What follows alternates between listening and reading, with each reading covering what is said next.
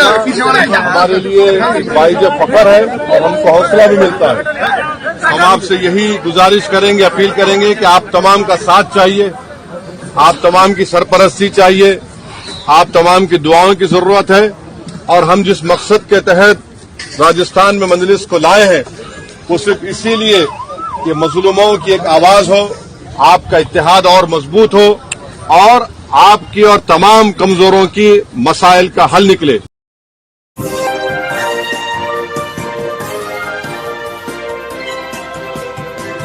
नमस्कार, अस्सलाम वालेकुम नाज़रीन। पल पल न्यूज के न्यूज रूम से मैं हूं आपके साथ नदीम अकरम। नासिर जुनैद केस में एक बड़ी अपडेट जो है वो सामने आ रही है।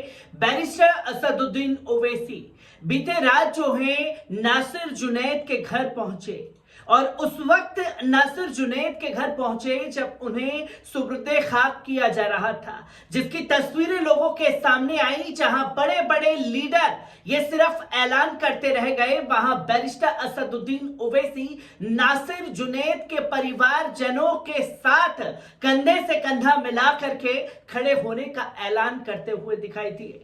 किस तरीके से सुब्रदे खाक करने के बाद लोग वहीं उनकी कब्रों के पास बैठ गए, पहले उस वीडियो पर नजर डालिए।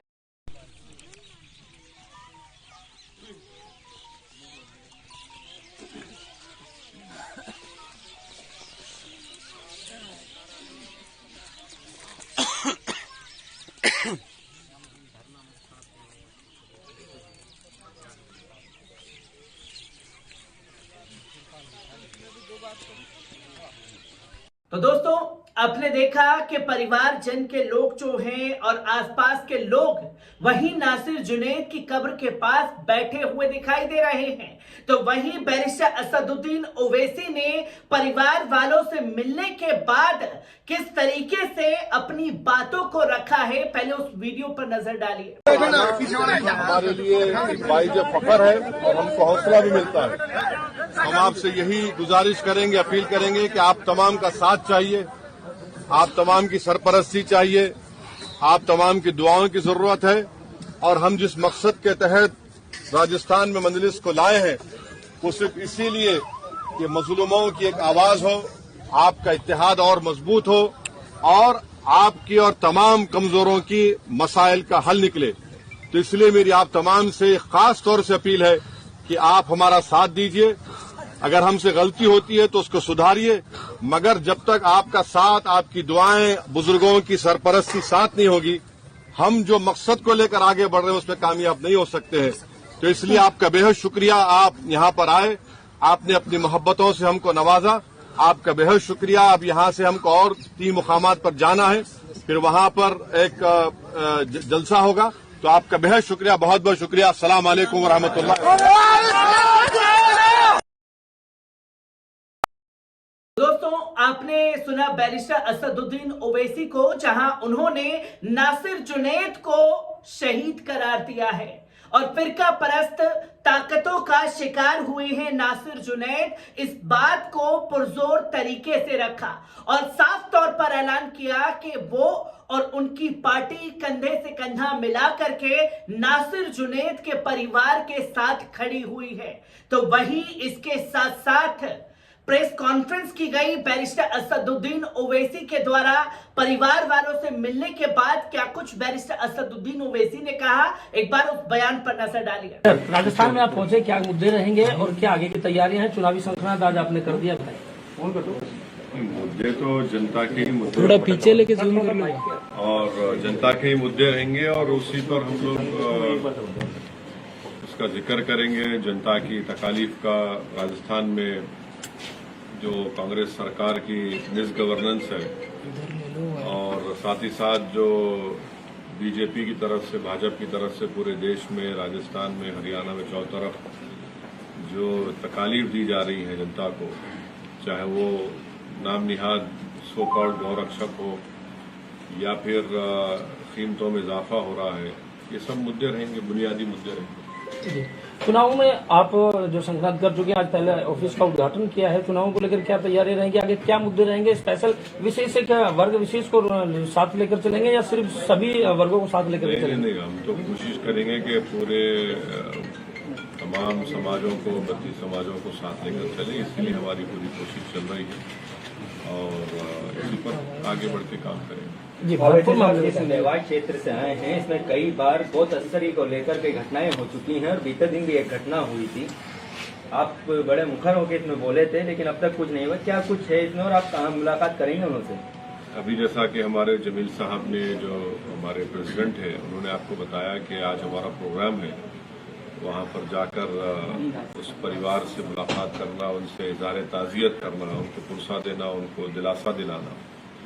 हमारे पास तो अल्फाज नहीं है कि कैसे उन खानदान को, उस परिवार को, जो अपने 2 नौजवानों को उन्होंने खो दिया है, हम कोशिश करेंगे उनसे मुलाकात करेंगे। मगर मैं शुरू से कह रहा हूं कि ये जो वाक़यात और इंसिडेंट्स हो रहे हैं, ये सिर्फ और सिर्फ इसलिए हो रहे हैं क्योंकि बीजेपी इन तमाम ऑर्गेनाइजेशंस की मदद करती है, इनको ताकत देती है, और इस ऑर्गेनाइजेशंस की बीजेपी सरपरस्ती करती है।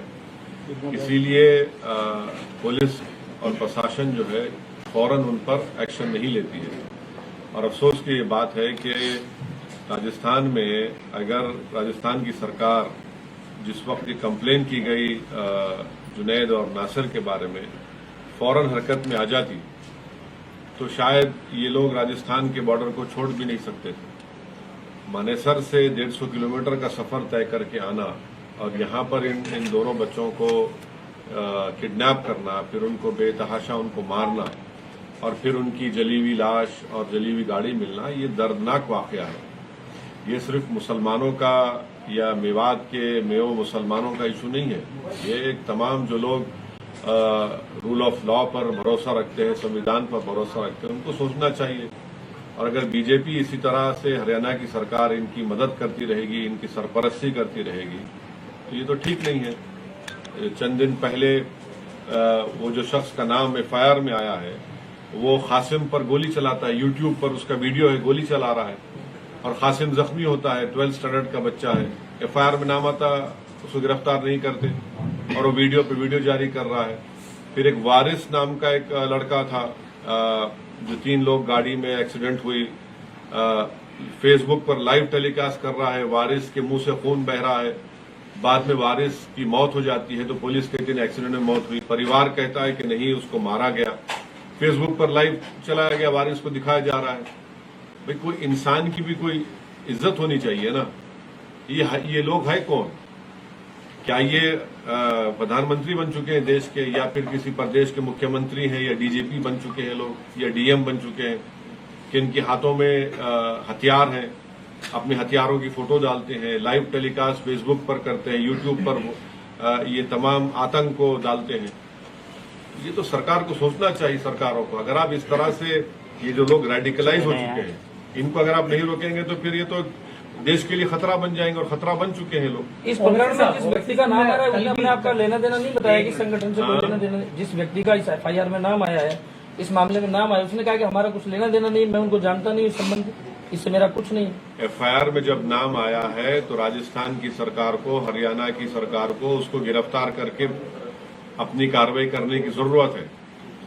आप गिरफ्तार क्यों नहीं कर रहे उसको? कासिम के जो गोली मारी गई उसमें उसका नाम है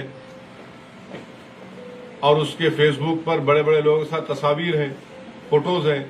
मगर कम से कम गिरफ्तार तो करिए, मालूमात तो हासिल करिए। और ये मैं नहीं कह रहा हूं, इस्माइल का नाम सुना होगा आपने, जो शायद जुनैद या नासिर के रिश्ते के भाई हैं।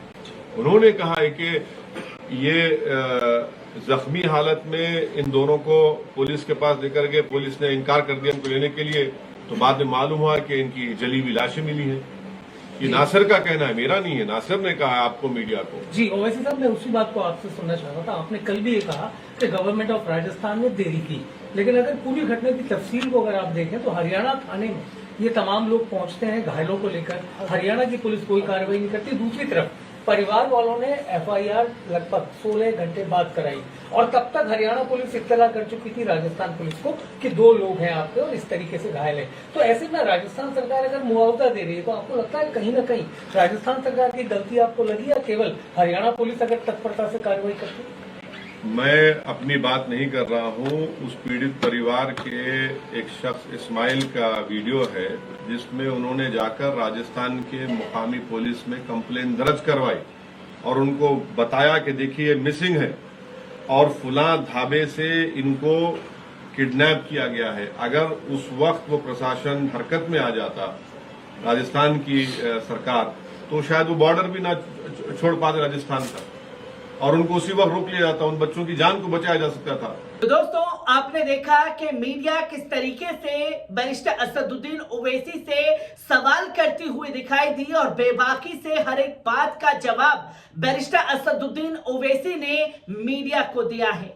तमाम तस्वीरें नासिर जुनैद मामले से सामने आ रही है। हर एक अपडेट आप लोगों के साथ साझा करता रहूंगा। दीजिए इजाजत।